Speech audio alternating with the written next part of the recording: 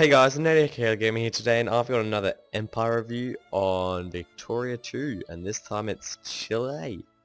So let's get into it. A mainland empire. I'll show you my empire based on land. So yeah, we got down south. We got pretty much the same old Chile. In the First War of the Pacific, I got Atacama and Arequipa off Peru. And then everything was kind of quiet on the South American continent. But after my colonial game, which I'll show you in a second, I got Ica off Peru, of course. And then a few years later, I went and got Cariamaca because I made it my goal to annex Peru. And so I did, and I soon got Pestaza, and I went on to annex Peru as a whole. And actually, Lima, funny thing, Lima is actually my most popular state, so that added about, and most of it is South Ardenian culture, so that added like, yeah, 500,000 people to my population. That's why I've got so much, what do you call it, national focuses.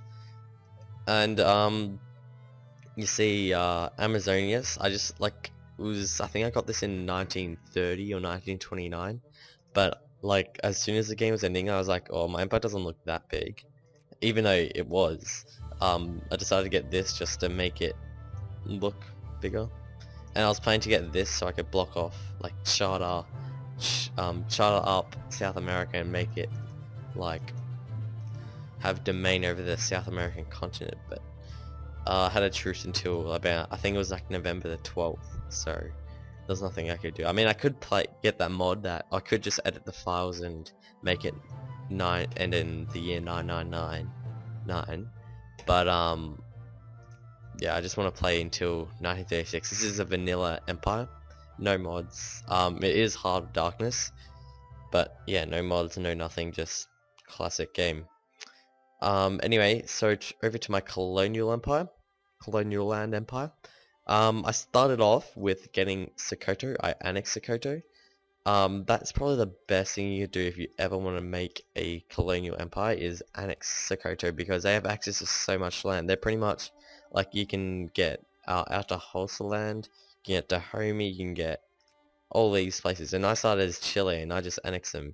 I ended up getting, if you're like, cause it's like quite a lot of infamy to get annex the whole thing. Like, it cost me around 30 infamy in total. It wasn't all in one war, but in many wars, it cost me about 20 infamy to, 30 infamy to annex Sokoto as a whole. But it's well worth it when you're trying to have a colonial empire, because you have access to these seaports here, and you can go down here, you can go up through Sudan, and as you can see, I've pretty much, yeah, like this is my goal with South America. I wanted to kind of cut it off like I did with Africa, but yeah, time beat me in that one.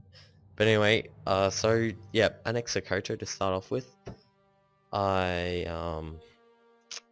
ended up first colonizing the coast, because I knew that would be the most resourceful, most profitable option.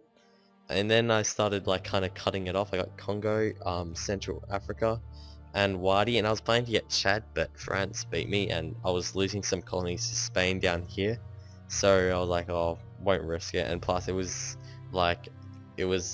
much blocked off. They lost the war to Germany, and they got out to Holsaland, and so it's pretty much landlocked, so I mean, not my problem anymore.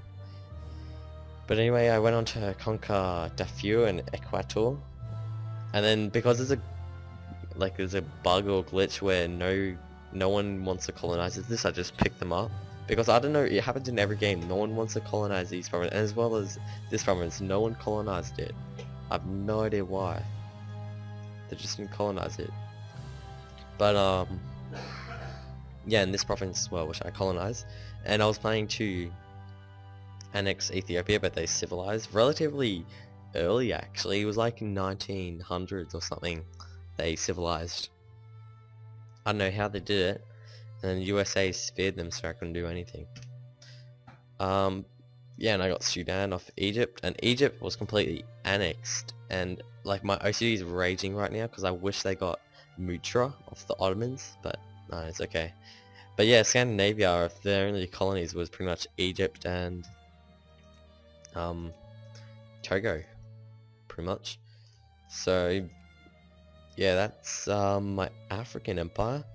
I do technically have a Pacific empire, if you count Easter Island as a Pacific thing, but yeah, you know. So yeah, that's my land empire. I'll show you my production. My production. So I had a lot of factories, and mainly my problem, I would have been like maybe I would probably be a great power if it wasn't for the, because there were um hang on, I'll just tell you about the factories and I'll tell you what happened in politics. But okay, so I just built a lot of factories. That's pretty much what happened, and most of them didn't finish because they were still building. But yeah, it was quite a successful industry score, and it was hindered a lot by the politics, which I'll explain in a second. Um, Everyone's taxed 25% in this country. I have 11 million ducats, so I don't see any reason why I need to get a surplus in anything. So I'm just, yeah, making it rain. I could raise a terrace to get money, but there's not really any point. I don't really know what taxing it. I just do this at the start of the game. I do 100%. I don't really know what it does to the nation. Don't really know the effects, and the effects when you do it negatively. Like, I have no idea. Hopefully someone can explain it to me in the comments. But I'm down up to technology now. I pretty much got everything except for Navy, which is probably like my most important tech group, because I was trying to have a colonial empire, and I only researched like 10 naval technologies. I just did bang, bang, bang, got iron steamers. That's pretty much all you need, because you got ironclads, monitors, and that's pretty much my colonial tips. Is my 3 colonial tips is, actually I might make a video, I was thinking about making a video soon about how to colonize in Victoria too, some tips and stuff, but I'll give you 3 tips here. Get steamers, iron steamers, because they give you steam transports, which are very useful. They're very fast and they can carry troops around, and iron steamers can get you ironclads and monitors, which give you a lot of colonial power, and get lots of naval ports, because you're gonna need a lot of capacity for that, to build the ships, and thus get more colonial power. And my 3rd tip is to get annex Sokoto or any uncivilized nation in Africa, because that's, yeah, it's the only, because you can pretty much, it's not really cheating, but it's like you get a head start in the race for Africa, and it's just massively, you just have a massive advantage over everyone else. But anyway, those are my 3 tips. Over to politics now. I'm a fascist dictatorship, but for most of the game, and I think the rebels broke my country in 1934, not even joking, and I wanted them to, because for like the past, for the whole game pretty much, I was the democratic country, and the Liberal Party kept winning, so I couldn't build factories and stuff like that, and so my industrial score was really bad. Like, people were still, like, the capitalists were still building factories and all that, and that was good, but like I couldn't really improve on that. I couldn't build luxury things because they just go out of business, because I don't know, they weren't really profitable. And so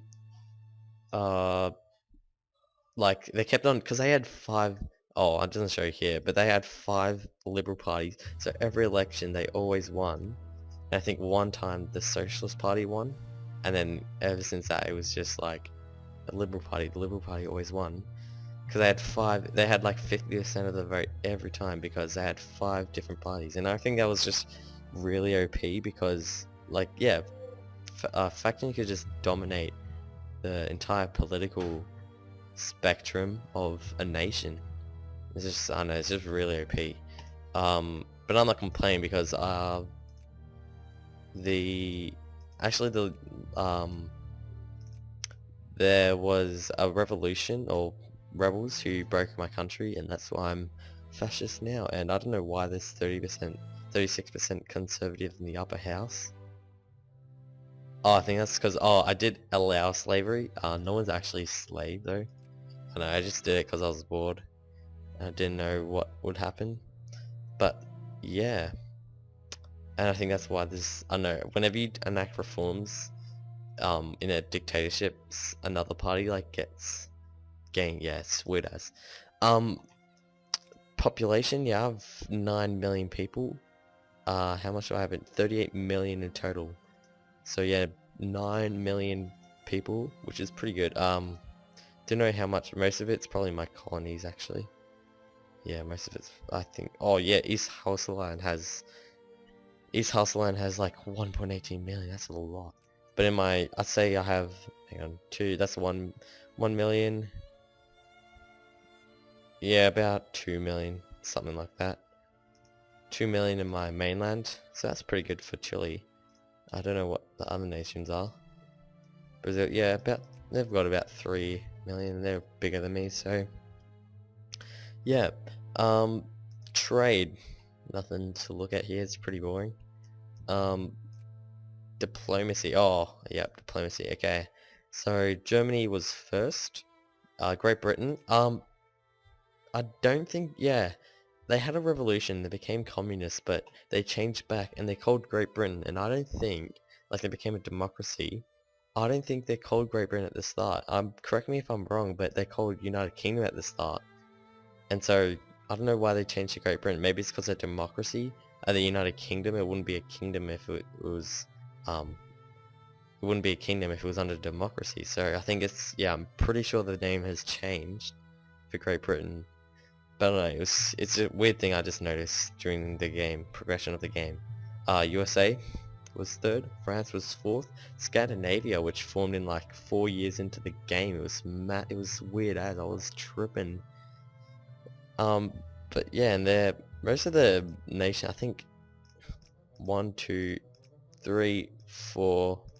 Oh, Japan was 6th, China was 7th, and Russia was 9th. Oh yeah, who is it? I think Austria-Hungary are 8th, but they haven't gone to great power status. But like 4 of the 8 powers were ruled by a socialist party, so yeah, it's pretty, and they've got really good industrial scores. Yeah, Germany's got first. But anyway, so that's diplomacy. Oh, actually, I'll tell you about these wars. Third Great War. Here's all the war goals. It hasn't finished, unfortunately, but it was pretty much a stalemate. I mean, Germany and Japan versus like massive coalition. It was just awesome as. Military had a pretty large military, 11th in fact.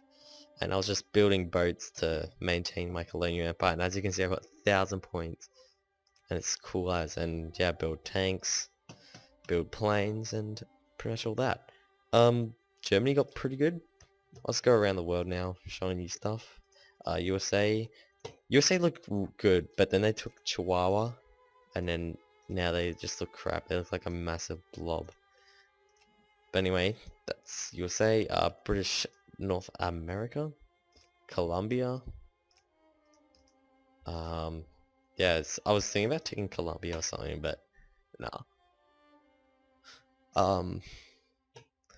The US got a lot of Pacific Islands. Australia was not even released, which is pretty weird. It's normally released, and even New Zealand was released. Hey, I didn't know this. I should have annexed it. Oh, didn't know they went fast. There should be a pop-up that says something. I think I've probably turned that off or something because it's annoying. But yeah, there should probably be like a pop-up that tells you when someone's government changes. Spain and Japan pretty much divided New Guinea. Java got its independence, actually. That's pretty weird. Chinese Empire gobbled up I don't know how to say that country. And Yuanyan, that country as well. And nearly a lot of Asian countries westernized actually, except for Tibet and I think it was this country. No, this country, yeah. And some of them, yeah. Most of the the Middle Eastern nations westernized, and it's all pretty good game. And Cyprus was independent, which is pretty odd. Romania got its independence. Fascist dictatorship. Austria got wrecked by Poland and Romania and Germany at like all the same time, and they got like Bohemia, Tyrol. They got at one point they had Tyrol and South Tyrol taken off by Germany. And it was just massive wreckage, but then they took it back in some wars.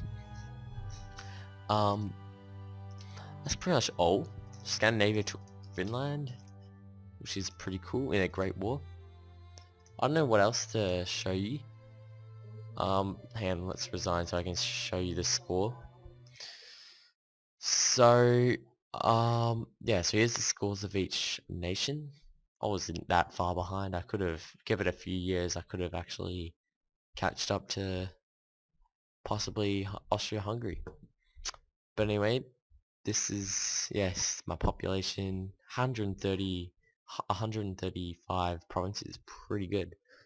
66 factories. Literacy wasn't that good. I wasn't really focused on technology. I was just focused on trying to make my country good. But hey, yeah, Persia got secondary power. That's pretty good. And yeah, so that's pretty much all. Thanks for watching. Hope you enjoyed this video. I'll probably make like I said before, I'll probably make like a tips on colonization in Victoria too, because I'm really good at colonizing. I'm crap at making my countries great powers, because I always suck at trying to make them great powers. But anyway, I hope you guys enjoyed the video. We'll see you guys next time.